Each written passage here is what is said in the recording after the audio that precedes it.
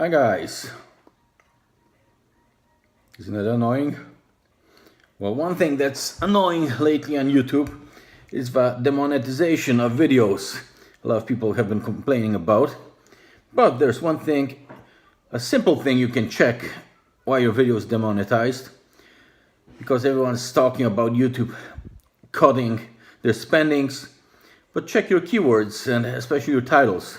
I recently uploaded a video which I titled Pigeon Fight. And lo and behold, a couple minutes later, I see that dreaded yellow $sign in my monetization settings.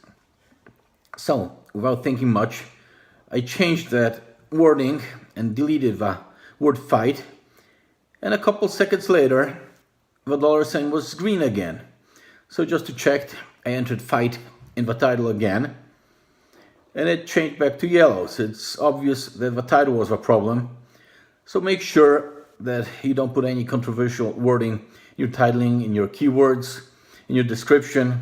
Although, as you can see in that video, it's been posted I think 2 days ago, there is fight in the description and it's still being monetized.